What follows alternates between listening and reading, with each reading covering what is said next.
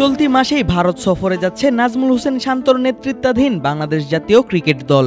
তবে সেই সিরিজকে ঘিরে রয়েছে হামলার আশঙ্কা। প্রথম টেস্ট চেন্নাইয়ের মাঠে অনুষ্ঠিত হলেও দ্বিতীয় টেস্ট হওয়ার কথা কানপুরে। আর কানপুরেই বাংলাদেশ ভারত ম্যাচে হামলার হুমকি দিয়েছে অখিল ভারত হিন্দু মহাসভা নামের এক ধর্মভিত্তিক সংগঠন। তাই শঙ্কা ছিল বাংলাদেশ ভারত সিরিজ নিয়ে। তবে ভেন্যু পরিবর্তন কিংবা সিরিজ পিছিয়ে দেওয়ার কথা একেবারেই ভাবছে না ভারতীয় ক্রিকেট বোর্ড বা বিসিসিআই। বরং নিরাপত্তা জোরদার করা হচ্ছে কানপুর টেস্টকে ঘিরে। সম্প্রতি ভারতের অন্যতম জনপ্রিয় সংবাদ মাধ্যম ইন্ডিয়া টুডেতে এক প্রতিবেদন প্রকাশ করা হয়, যেখানে তাদের প্রতিনিধির সাথে এ ব্যাপারে কথা বলেন ভারতীয় ক্রিকেট বোর্ডের এক কর্মকর্তা। জানান, দ্বিতীয় টেস্ট বানচাল করার হুমকিকে গুরুত্ব দিচ্ছে না বোর্ড। নিরাপত্তা নিয়ে কথা বলা হচ্ছে পুলিশের সঙ্গে।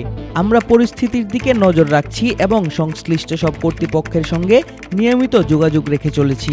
সূচি অনুযায়ী ম্যাচ আয়োজন করতে প্রয়োজনীয় সব পদক্ষেপ গ্রহণ করা হচ্ছে। দু দলের টেস্ট ম্যাচ আয়োজনের জন্য স্টেডিয়ামও সম্পূর্ণ প্রস্তুত।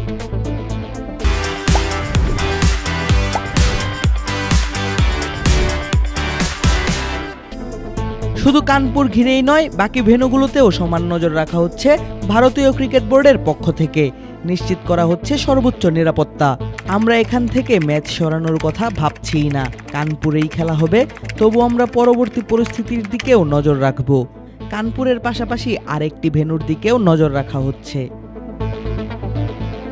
চেন্নাই এবং কানপুর টেস্টের পরেই শুরু হবে 3 ম্যাচের টি-20 সিরিজ। 6 অক্টোবর প্রথম টি-20 ম্যাচ অনুষ্ঠিত হবে মধ্যপ্রদেশের শহর গোয়ালিয়রে। আর প্রথম টি-20 ম্যাচ নিয়েই এসেছিল প্রথম হুমকি। গোয়ালিয়রে ম্যাচটি বাতিল না করলে পিচ কুপিয়ে নষ্ট করার হুমকি দিয়েছিলেন হিন্দু মহাসভার ভাইস প্রেসিডেন্ট জাভিয়ার ভরদাজ।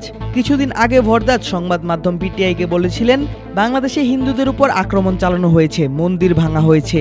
এই কারণে হিন্দু মহাসভা সিদ্ধান্ত নিয়েছে গোয়ালিয়রে ভারত বাংলাদেশ ম্যাচে প্রতিবাদ জানানো হবে। সেই হুমকিতে খুব একটা কান দেয়নি ভারতীয় ক্রিকেট বোর্ড। সে কারণেই পরবর্তীতে কানপুর টেস্ট নিয়ে হুমকি আসে হিন্দু মহাসভার পক্ষ থেকে। কিন্তু এবারও তাদের সেই হুমকিকে বুড়ো আঙুল দেখালো বিসিসিআই। আদিব আশরাফ, ক্রিক ফ্রেঞ্জি।